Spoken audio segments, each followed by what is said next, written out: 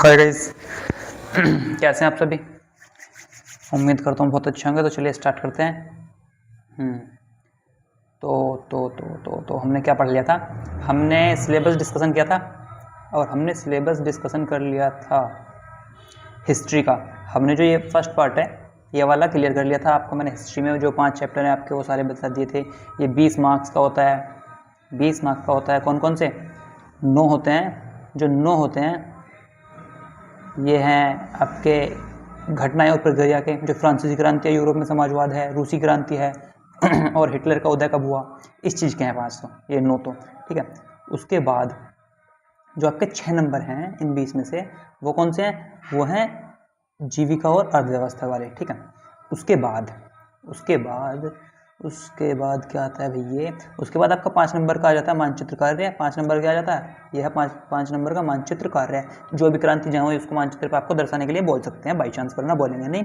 आपको पता मानचित्र में क्या बोलते हैं कि भारत की राजधानी दिखाइए, भारत का कोई भी पर्टिकुलर स्टेट दिखाइए, भारत यूपी कहाँ है ये दिखाइए, ऐसा कोई सिंपल चीज़ पूछ देंगे।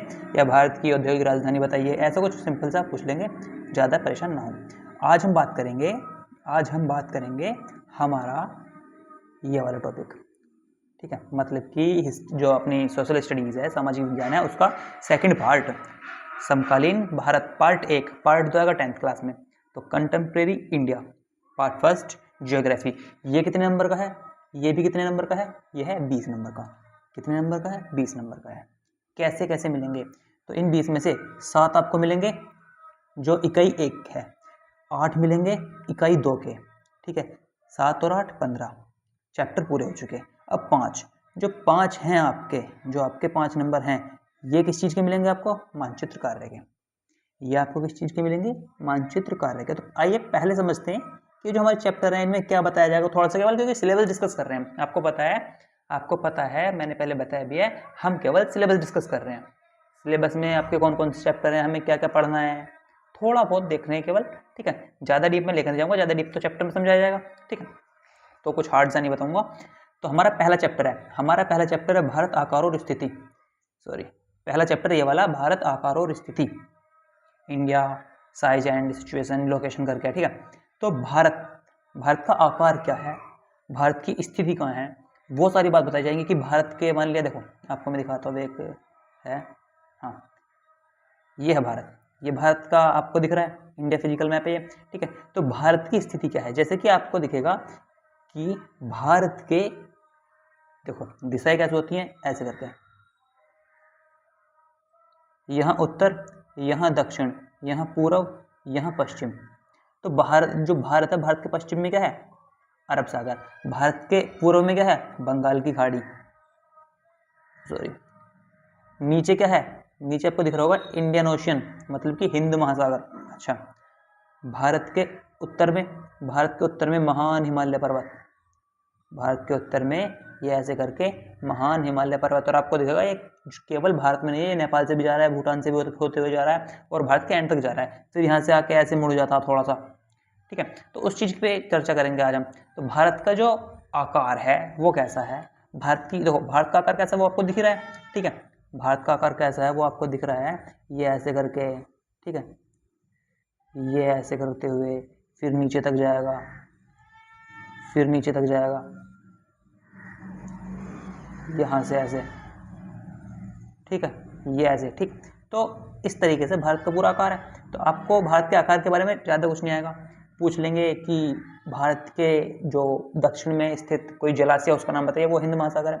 भारत के पूर्व में क्या है, भारत के पश्चिम में क्या है, आपको इस चीज़ के बारे में पूछेंगे। भारत के आकार और स्थिति में पूछ लेंगे कि कर्क रेखा कहाँ से गुजरती है, कर्क रेखा भारत के किस किस राज्य से गुजरती है। ठीक है। अच्छा, जलमार्ग से पहले हम कैसे आते जाते थे? भारत और चाइना के बीच में जो एक वलित पर्वत है उसका नाम बताओ, या सबसे नवीनतम वलित पर्वत का नाम बताओ। ऐसी 2-4 सिंपल चीज़ पूछेंगे। अच्छा, हिमालय, ये जो हिंद महासागर, उसका नाम भारत के नाम पर क्यों पड़ा? भारत क्योंकि दूसरा नाम क्या है? हिंदुस्तान। तो हिंद महासागर का नाम हिंदुस्तान के नाम पर हिंद से क्यों पड़ा? क्योंकि भारत की उसमें केंद्रीय स्थिति है। किसी और देश की, दुनिया के ऐसे किसी और देश की उसमें ऐसी स्थिति नहीं है, ऐसा वर्चस्व नहीं है जैसे भारत का। इन कारणों से क्या हुआ, उसका नाम भारतीय या हिंद महासागर पड़ा। तो ऐसी विभिन्न सिचुएशन है कि भारत के पड़ोसी देशों के नाम बताइए, जैसे कि आपको दिखेगा इस साइड क्या है, देखो ये है पाकिस्तान, ये है अफगानिस्तान, यहाँ है चाइना। ठीक है। और चाइना हो गया, ये है नेपाल, ये है भूटान, ठीक है, ये है बांग्लादेश, ये है म्यांमार। अच्छा, और क्या दिखेगा भारत के पड़ोसी देशों में, और क्या है, ये है श्रीलंका, ठीक है। यहाँ कहीं है ये, नीचे जब आप कहीं चले जाओगे तो यहाँ कहीं यहाँ क्या आएगा, देखो सॉरी सॉरी सॉरी, ये रहा, ये मालदीव, यह मालदीव, मालदीव एक देश तो भारत के पड़ोसी देश है। अच्छा, भारत के जो वो हैं केंद्र शासित प्रदेश, एक ये रहा अंडमान निकोबार द्वीप समूह, यहाँ पे है ये लक्षद्वीप समूह, ठीक है, द्वीपों का समूह है, ठीक है। ये रहा अरबियन सी मतलब कि अरब सागर, यह है बे ऑफ बंगाल मतलब बंगाली खाड़ी, इंडियन ओशियन। तो यह है भारत की स्थिति, भारत के आसपास की चीजें। अच्छा, कर्क रेखा जो है, कर्क रेखा है भारत की कहाँ से होकर गुजरती है, तो कर्क रेखा भारत को लगभग 2 बराबर भागों में बांटती है, ऐसे कर्क रेखा भारत को लगभग 2 बराबर भागों में बांटती है, कर्क रेखा भारत को लगभग 2 बराबर भागों में बांटती है और 8 राज्यों से होकर गुजरती है। इस एरिया में जितने भी ये 8 राज्य पड़ जाएंगे, मध्य प्रदेश, महाराष्ट्र, छत्तीसगढ़, झारखंड, बिहार वगैरह, ये बिहार नहीं, इस साइड पश्चिम बंगाल है, फिर त्रिपुरा है, इधर राजस्थान है, तो गुजरात है, इनसे होते हुए ऐसे 8 हैं टोटल, ठीक है। उन 8 से होकर कर्क रेखा गुजरती है। तो आपसे इस पहले चैप्टर में इतना ही पूछा जाएगा कि भारत के में कितने राज्य हैं, भारत कहाँ गया, भारत में कितने राज्य हैं, भारत की राजधानी क्या है, जो वे राज्य हैं उनमें से एक दो ही किसी की राजधानी पूछ लेगा तो ये आपको याद होनी चाहिए, 6th क्लास में याद करा जाता है भाई, हम तो 9th क्लास के सिलेबस का डिस्कशन कर रहे हैं, ठीक है। भारत के जो पुराने टाइम पर जो विश्व के अन्य देशों के साथ जो व्यापार था वो कैसे था, व्यापार किस रास्ते से होता था, तो समुद्री मार्ग से व्यापार होता था, क्योंकि हमारे पास अब हाईवे तो थे नहीं उस टाइम पे, तो हम पानी से आते रहते थे और पानी का रास्ता सस्ता होता है, पानी का रास्ता सस्ता पड़ता क्यों, हमें रोड बनानी नहीं पड़ती, हमें रोड बनानी नहीं पड़ती, ठीक है। और वायु मार्ग सबसे महंगा होता है, ठीक है, वायु मार्ग क्या होता है, सबसे महंगा होता है। भारत के पड़ोसी देश, भारत के पड़ोसी देश, भारत के 8 पड़ोसी देश हैं, भारत एक उपमहाद्वीप है। भारत कौन से महाद्वीप में स्थित है, एशिया महाद्वीप में। भारत किस महाद्वीप में स्थित है, एशिया में, एशिया में, एशिया, भारत किस महाद्वीप में स्थित है, एशिया में। और भारत खुद एक उपमहाद्वीप है, जो भारत है ये एशिया है, एशिया में स्थित है, और एशिया क्या है, यह है महाद्वीप, महाद्वीप। और भारत क्या है, जो हमारा भारत है, ये जो हमारा भारत है ये क्या है, यह है उपमहाद्वीप, मतलब कि जिसमें महाद्वीप का आधे लक्षण, क्योंकि भारत जिस तरीके से एक द्वीप में बहुत सारे देश होते हैं, जैसे कि हमारे एशिया महाद्वीप में लगभग 50 देश हैं, 49 देश हैं, ऐसे भारतीय उपमहाद्वीप अपने अंदर 8-9 देशों को बसाए हुए। कौन कौन से को, अगर हम चल के आपको बताएं कौन कौन से देशों को भारत अपने अंदर बसाए हुए है भारतीय उपमहाद्वीप में, तो मैंने आपको बताया जितने पड़ोसी देश हैं, पाकिस्तान, अफगानिस्तान, नेपाल, भूटान, ठीक है, चाइना को छोड़ते हुए, चाइना को नहीं लाए क्योंकि भारत चाइना को अपने अंदर नहीं ले रहा, ठीक है। और अरे हट जा यार, और यहाँ क्या आएगा, यहाँ बांग्लादेश है, यहाँ म्यांमार है, ठीक है, और क्या है, यहाँ श्रीलंका है, यहाँ मालदीव है। तो ये देश भारत के अंतर्गत आते हैं। तो ऐसे ही क्या हो जाएगा, ये तो होगा भारत के आकार और स्थिति के बारे में थोड़ा सा। इसमें क्या पूछा जाएगा, मैंने केवल उतना बताया जो आपसे थोड़ा बहुत पूछा सकता। फिर है चैप्टर हमारा सेकंड, चैप्टर हमारा आता है क्या, सेकंड। इसमें क्या है, भारत का भौतिक स्वरूप, भारत कैसा है, भारत में कितने प्रकार की आकृतियाँ पाई जाती हैं, तो भारत में 6 प्रकार की आकृतियाँ पाई जाती हैं। भारत के जो जमीन है, भारत का जो स्थल भाग है, स्थल है, उसके जो स्थल कितने कई प्रकार का होता है, तो भारत के जो स्थल का प्रकार है वो कितने प्रकार का है, 6। भारत का जो स्थल है वो 6 प्रकार का। कौन कौन सा, पहले हिमालय पर्वत श्रृंखला, पहले नंबर पे क्या था, हिमालय पर्वत श्रृंखला, हिमालय पर्वत श्रृंखला पहले नंबर पे आता है, हिमालय पर्वत श्रृंखला। फिर क्या है, उत्तरी मैदान, उत्तरी मैदान, आप केवल एक बार इन्हें देख लो, उसके बाद मैं आपको नक्शे पे दिखा दूंगा, ठीक है। फिर क्या है, प्रायद्वीपीय पठार, प्रायद्वीपीय पठार। उसके बाद क्या आता है, मरुस्थल, भारतीय मरुस्थल, मरुस्थल मतलब रेगिस्तान, भारतीय मरुस्थल। उसके बाद क्या आता, तटीय मैदान। फिर क्या आता है, तटीय, तट क्या है वो बता दूंगा अभी। फिर क्या आता है, 6th पे क्या है, द्वीप समूह, द्वीप समूह।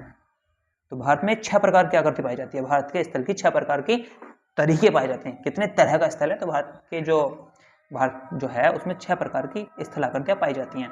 जैसे कि मैं आपको बता देता हूँ, मैंने आपको पहला बताया हिमालय पर्वत श्रृंखला, तो यहाँ पे ये हिमालय है हमारा, यहाँ पे क्या है, ये लगभग अर्धगोले का निर्माण करता है, ये यहाँ से यहाँ तक ऐसे अर्धगोले का निर्माण करता है। ये क्या हो रहा है, अर्धगोले का निर्माण हो रहा है, लगभग अर्धगोला, लगभग 2425 किलोमीटर ये एरिया यहाँ से यहाँ तक, तो ये अर्धगोले का निर्माण करता है। ये क्या होगा, यह है हिमालय पर्वत श्रृंखला। पहला मैंने आपको पॉइंट बताया था ना, तो पहला पॉइंट होगा यहाँ पे हिमालय पर्वत श्रृंखला, दिख रहा है हिमालय पर्वत श्रृंखला एक प्रकार के जो एक प्रकार हो गया, भारत की जो स्थल आकृति है, जो स्थल का प्रकार है वो एक प्रकार 6 प्रकार का है, 6 में से एक है हिमालय पर्वत श्रृंखला, तो हिमालय पर्वत श्रृंखला होगा। अच्छा सेकंड आपको क्या बताएगा? सेकंड आपको बताएगा उत्तरी मैदान। तो ये जो इलाका है, ये जो इलाका है, ये क्या है? ये है उत्तरी मैदान। ये सब क्या है? उत्तरी मैदान। ये सब क्या है? इसके बीच में जो भी कुछ है ये क्या है? ये है उत्तरी मैदान। भारत के उत्तर में स्थित है लगभग ये, ठीक है। जैसे कि मैंने आपको बताया ना, जगहें तो 4 जगह से बढ़ती हैं, ऐसे जगहें तो बढ़ती हैं 4 तरीके से ऐसे। तो भारत के लगभग ऊपरी हिस्से में आता तो इसे उत्तरी में गिना जाता, ठीक। तो भारत का जो मैदान है वो उत्तरी हिस्से में है, भारत के उत्तरी हिस्से में, तो भारत का उत्तरी मैदान हो गया। तो हमने क्या क्या देख लिया? अभी 1 मिनट। हमने देख लिया ये। सेकंड हमने और क्या देख लिया? हमने देख लिया ये, ठीक है। अच्छा थर्ड पे क्या आता? थर्ड पे आता है प्रायद्वीपीय पठार। तो प्रायद्वीप होता है क्या? पहली बात तो ऐसी स्थल आकृति जो 3 तरफ से पानी से घिरी हो, वो क्या होती है? वो होती है प्रायद्वीपीय पठार। अब जैसे कि आपको दिख रहा होगा, ये जो भारत का इलाका है, जमीन है, ये वाली जो जमीन है, ये 3 तरफ से पानी से घिरी है, इस साइड से और नीचे से। कहाँ से? अभी मैं आपको दिखा देता हूँ। भारत की जो स्थल आकृति है वो 3 तरफ से पानी से घिरी है, ये रहा, ऐसे है ये। तो कहाँ से घिरी है? पश्चिम से, पूरब से और दक्षिण से। यहाँ पे भी तो पानी है, तो ऐसी स्थल आकृति जो 3 तरफ से पानी से घिरी है वो क्या होती है? प्रायद्वीपीय पठार। मतलब कि भारत का ये वाला एरिया, भारत का ये सारा एरिया, ये क्या है? ये प्रायद्वीपीय पठार। ये क्या है? प्रायद्वीपीय पठार। तो ये इसके बीच का जितना भी एरिया ना, ये सब, 1 मिनट दोबारा दिखाऊंगा ठीक से। ये जितना भी एरिया है, ये क्या है? ये सब क्या है? प्रायद्वीपीय पठार। 3 होगा। फोर्थ है भारतीय मरुस्थल। मरुस्थल मतलब कि रेगिस्तान। और रेगिस्तान कहाँ पे भारत में? यहाँ पे है, ये राजस्थान में, राजाओं का स्थान राजस्थान में, ठीक है। ये हो गया भारतीय मरुस्थल। अब एक और बात आई, तटीय मैदान। 6th होता है हमारा तटीय मैदान। तट कहाँ होगा? तट होता है, मान लिया ये हमारा है एक बहुत बड़ा जलाशय, ये है हमारा जलाशय, ठीक है। ये है क्या? हमारा जलाशय। अब और क्या है? हाँ, ये क्या है? हमारा स्थल भाग। ये क्या है? हमारा स्थल भाग। इधर है स्थल और इधर है क्या? जल। तो ये जो बाउंड्री है आपको दिख रही होगी, ये एक साइड के पानी को और स्थल को जोड़ने वाला इलाका है। ये होता है तट। ये होता है क्या? तट। समुद्र तट, नदी का तट, किसी भी चीज का तट हो सकता।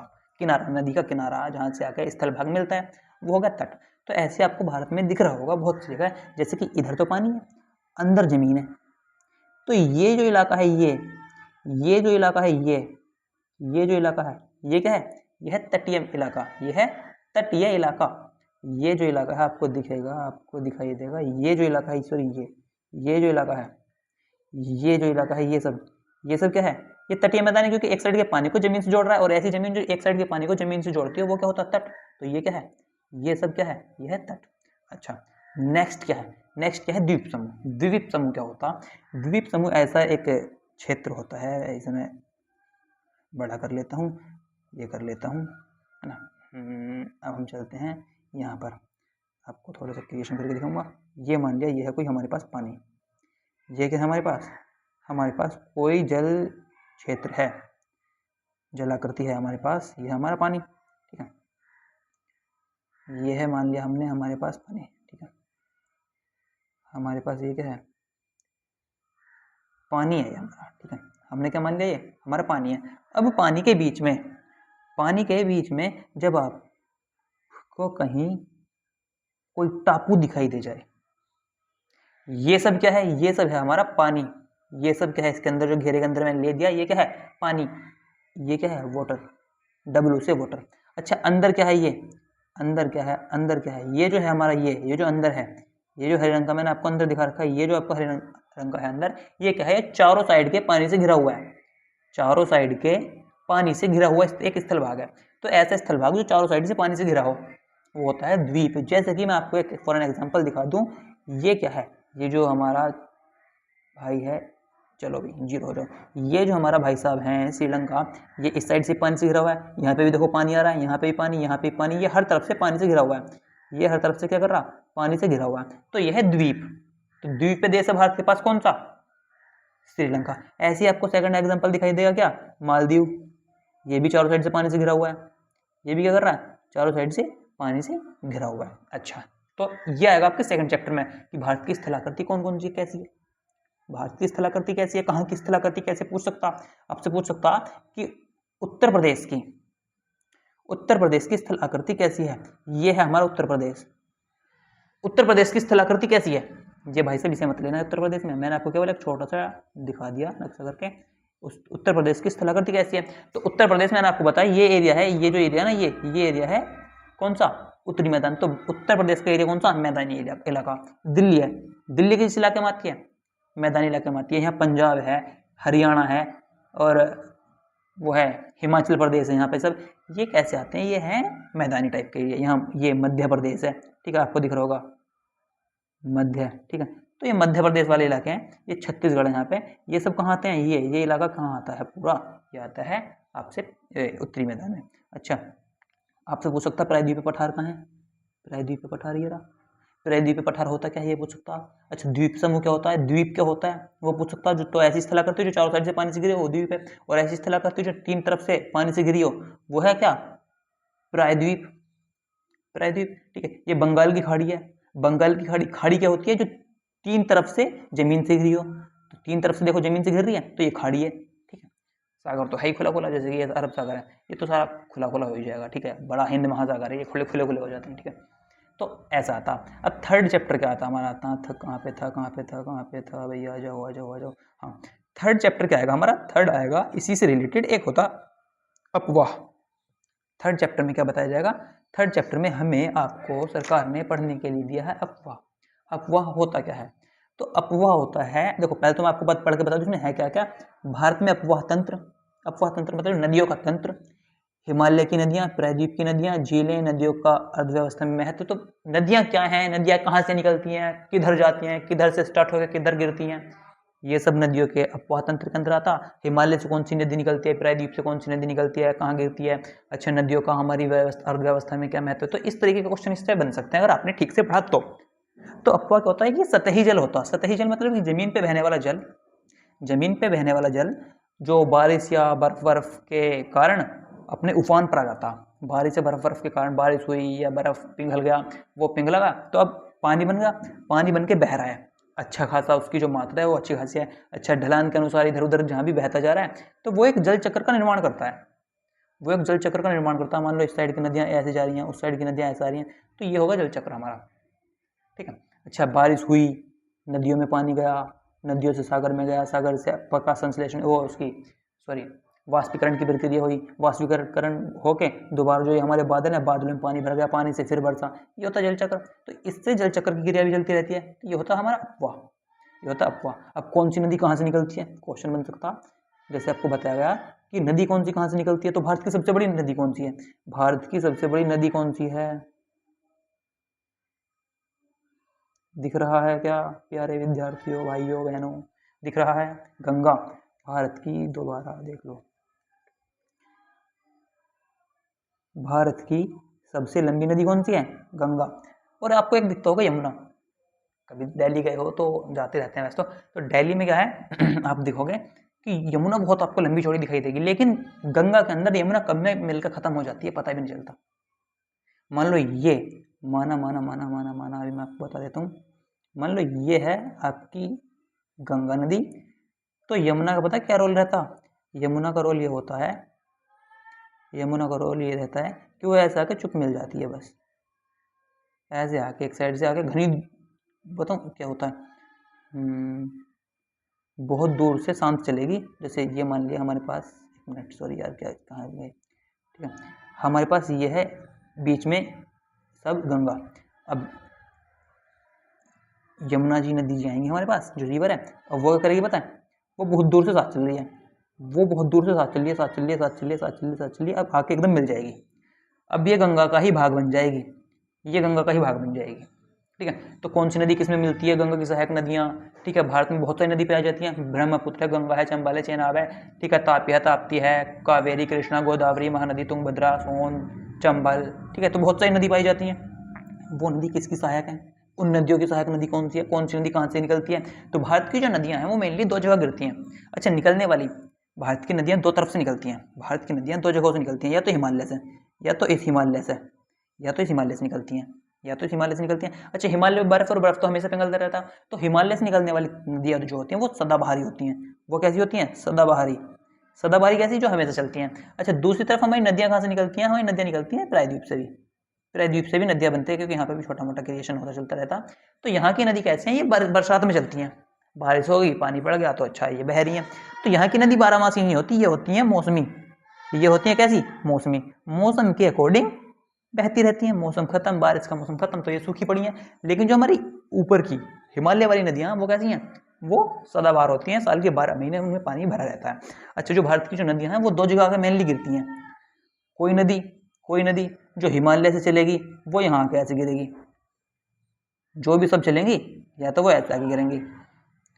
जहाँ से भी नदी चल रही है, कहाँ गिर रही है, यह बंगाल की खाड़ी। अच्छा, या कहाँ गिरेंगी, यहाँ।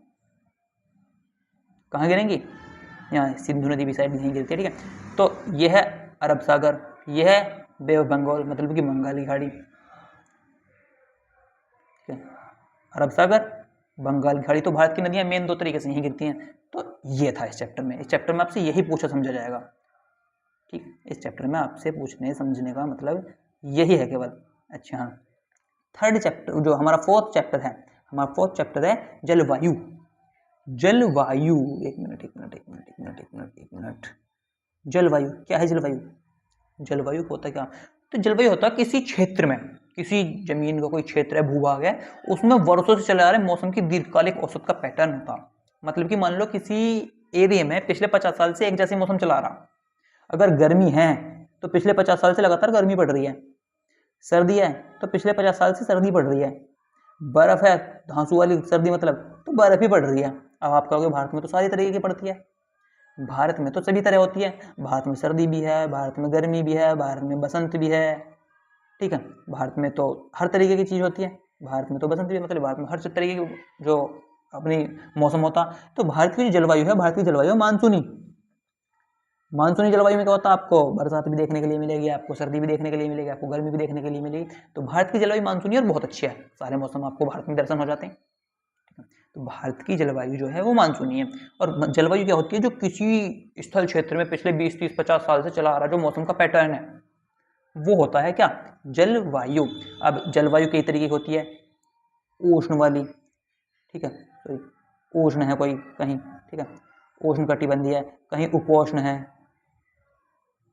ठीक है, कहीं शीतोष्ण है, कहीं समशीतोष्ण है, कहीं समशीतोष्ण है, ठीक है। तो भारत में कई तरीके की जलवायु पाई, जो भारत में जलवायु एक ही है, कौन सी, मानसूनी, लेकिन उसके अंदर कई तरीके की हालात पाए जाते हैं, गर्मी, सर्दी, ठीक है, और बसंत ऋतु, अलग अलग तरीके के मौसम पाए जाते हैं, वो डिस्कस करते हैं, ठीक है। तो जलवायु में आपका ये आ जाएगा, जलवायु में आपका यही आ जाएगा। हाँ, कहाँ देख लीजिए, अरे हट जाए यार, ठीक है। जैसे कि जलवायु नियंत्रण, भारत की जलवायु को प्रभावित करने वाले कारक, ऋतुएं, मौसम का आवागमन, मौसम जो मानसूनी एकता का परिचय क्या है, ठीक है, और क्या बताया गया है, वापसी, वर्षा का वितरण। तो भाई साहब वैसे मेरे हिसाब से अगर आप ठीक से एक पॉइंट में समझना चाहो तो पूरी 9th क्लास की ज्योग्राफी का एक मेन चैप्टर जो मैं आपको बताऊं वो जलवायु मान जाता मेरे पर्सपेक्टिव से। मैं किसी टीचर ने किसी आदमी की वजह से कुछ नहीं कह रहा, मैं अपने पर्सपेक्टिव से सोच के बताता हूँ आपको। ये चैप्टर बहुत अच्छा है, अगर आप ठीक से समझना चाहते हो, अगर आप ज्योग्राफी पढ़ना चाहते हो तो बहुत अच्छा चैप्टर है, बहुत बहुत बहुत धांसू अव्वल लेवल का। और इसे आपको पढ़ाने के लिए जो टीचर है वो भी धांसू लेवल का चाहिए, वो भी धांसू लेवल का चाहिए। आप किसी से ही पढ़ना, लेकिन आपको समझ में तभी आएगा जब आपको धांसू एकदम मज़ेदार टीचर मिलेगा। आपका उसमें इंटरेस्ट होना चाहिए, यानी टीचर तो अच्छा मिल गया, आपका इंटरेस्ट नहीं है, बस बैठ के यार ये 1.5 घंटे का लेक्चर है, खत्म हो जाए, नहीं नहीं नहीं। अगर 2 घंटे पढ़ा या चाहे 5 मिनट पढ़ा तो पूरे कंसंट्रेशन के साथ पढ़ना, चाहे 10 दिन तक एक ही लेक्चर चले, लेकिन जिस दिन समाप्त होगा ना, मजा आ जाएगा भाई। फिर आप 11th क्लास की ज्योग्राफी को ऐसे ही चाट जाओगे, ठीक है। तो ये है।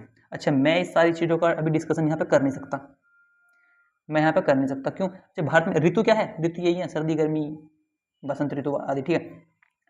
ये मैं यहाँ पे क्यों नहीं कर सकता, क्योंकि चैप्टर छोटा सा है नहीं। आपको पढ़ने में ये जो सारे चैप्टर का अगर आप पेज का आकलन करोगे तो ये छोटा चैप्टर दिखेगा, लेकिन अगर आपको इसे समझना तो भाई बोर्ड पर आना पड़ेगा ठीक से। सामने मैं आऊँगा, आपको बोर्ड से ठिकाऊंगा, लेकिन पढ़ाऊंगा। 1-2 दिन में इसकी वीडियो अपलोड कर दूंगा, शायद शाम तक ही कर दूँ, ठीक है। तो समझ लेना मानसून का आगमन कब होता है, कब जाता है, मानसूनी एकता का परिचय क्या है, जो फल पकते हैं वो पहली मानसूनी बरसात में पक जाते हैं, उसे आम्र वर्षा बोलते हैं। अलग अलग जगह उन्हें अलग अलग नामों से बुलाया जाता है। ये होता जलवायु में कहाँ कैसे पेड़ उग रहे हैं, क्योंकि जहाँ जैसी मौसम वहाँ पे वैसे ही पेड़, जहाँ जैसा मौसम वहाँ पे वैसे पेड़। तो इस जलवायु वाले चैप्टर में ये आएगा। अच्छा, हमारा 5th चैप्टर क्या है? हमारा 5th चैप्टर क्या है? हमारा 5th चैप्टर है प्राकृतिक वनस्पति और वन्य प्राणी। अगर आप इसे समझ लेते हो कहाँ कैसा मौसम है, तो उसके हिसाब से जहाँ मौसम वैसी बरसी वहाँ पे वैसी बरसात, वहाँ पे वैसी पानी, और उसी बरसात और पानी के हिसाब से तो भाई साहब पेड़ पौधे चलते हैं। उसी सूर्य के प्रकाश के हिसाब से तो पेड़ पौधे चलते हैं, खाना बनाते हैं, प्रकाश संश्लेषण की प्रक्रिया करते हैं। जहाँ पेड़ पौधे खाना बनाते हैं वो जो क्रिया करते हैं उसे बोलते हैं क्या? प्रकाश संश्लेषण, फोटोसिंथेसिस। तो उसको समझ, इस चैप्टर को समझने के लिए ठीक से अच्छे समझने के लिए, रटने के लिए नहीं, ये नहीं कि पेपर में नंबर लाने नहीं। अगर आपको अच्छे तरीके से समझना है तो आपको एक बार जलवायु मतलब क्लाइमेट का चैप्टर समझना पड़ेगा, उसके बाद आपको ठीक समझ में आएगा। अच्छा, नहीं भी समझ रहे तो भाई कुछ नहीं, तो मैंने आपको अभी जलवायु में बताया, उष्ण है, उपोष्ण है, समशीतोष्ण है, शीतोष्ण है, इस तरीके की वो होती हैं। तो ये जो पेड़ पौधे, पेड़ पौधों का नाम भी ये होता, उष्ण कटिबंधीय, शीतोष्ण कटिबंधीय, उपोष्ण कटिबंधीय, समशीतोष्ण कटिबंधीय। ये कहाँ पाए जाते हैं? जहाँ जैसी जमीन, मान लो कहीं उष्ण है, कहीं की जमीन गर्म है, तो वहाँ पे गर्मी का पौधा पाया जाएगा, तो उष्ण वाली जमीन को उष्ण कटिबंधीय, सर्दी में शीत, शीत वाली जमीन को शीतोष्ण कटिबंधीय। इस तरीके से आसान भी है, हार्ड नहीं है, एक अगर 2 मिनट ठीक समझोगे तो समझ जाओगे, ठीक है। अच्छा, फिर क्या था हमारा चैप्टर? अच्छा, भारत में किस प्रकार की वनस्पति पाई जाती है, पर जो वन्य प्राणी पाए जाते हैं, पादप पाए जाते हैं, वन्य जीव पाए जाते हैं, वो भारत सरकार के लिए किस प्रकार इंपॉर्टेंट है? देखो, वन तो हर तरीके से भारत सरकार के लिए इंपॉर्टेंट है।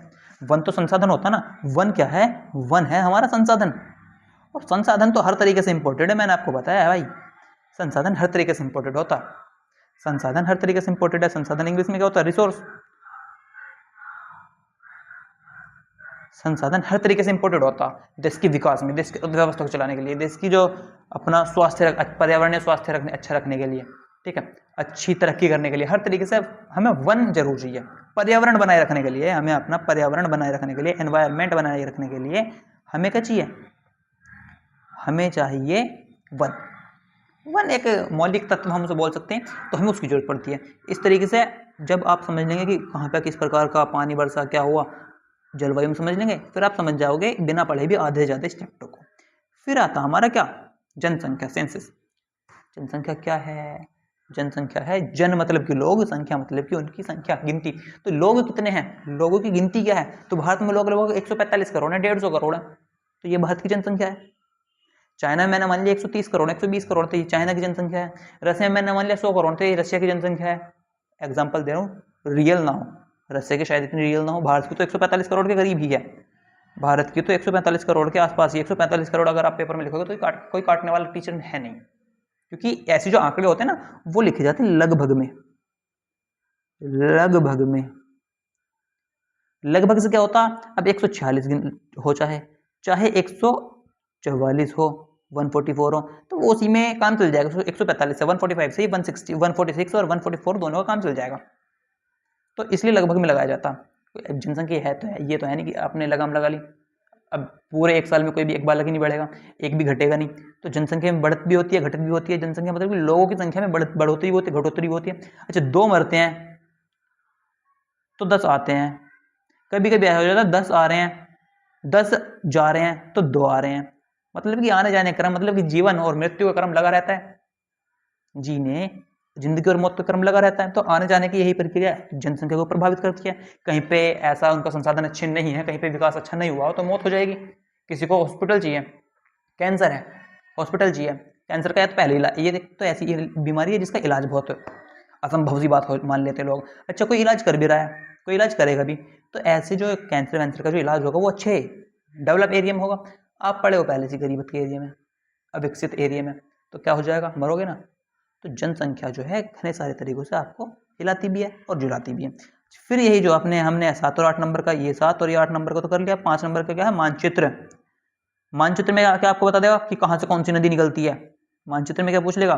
सारा का समराइज कर देता हूँ। मानचित्र में पूछ लेगा कि जहाँ भारत का प्रायद्वीपीय क्षेत्र है उसको जो है दिखाओ, कहाँ पे भारत का नक्शा दे देंगे, बता देंगे कि भारत के प्रायद्वीपीय क्षेत्र को निशान अंकित करो, तो ये है भारत का प्रायद्वीपीय क्षेत्र, ये है भारत का सब क्या, प्रायद्वीपीय क्षेत्र। तटीय क्षेत्र क्या है, तटीय क्षेत्र क्या है, तटीय क्षेत्र क्या है, ये है तटीय क्षेत्र, ये है तटीय क्षेत्र। और यहाँ इसके अंदर जितनी भी जमीन है ये सब क्या है, प्रायद्वीपीय क्षेत्र, ठीक है।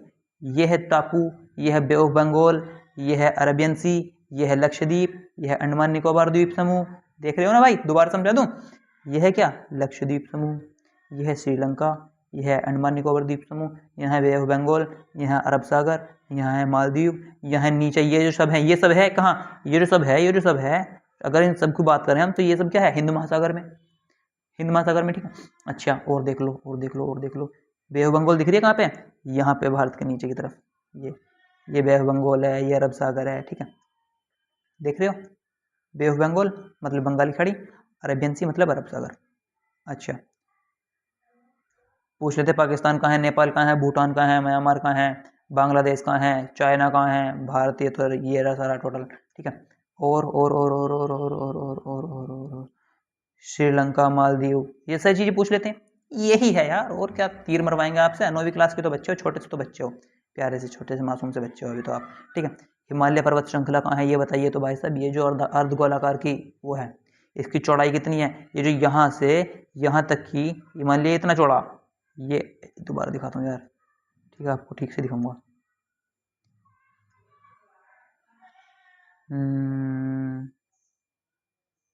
ये मान लिया हमने क्या है, यह है हिमालय पर्वत श्रृंखला, मिट्टी के श्रृंखला बनाएंगे ना यार, यह मान लिया हिमालय पर्वत श्रृंखला, तो आधे गोले का लगभग निर्माण करती है।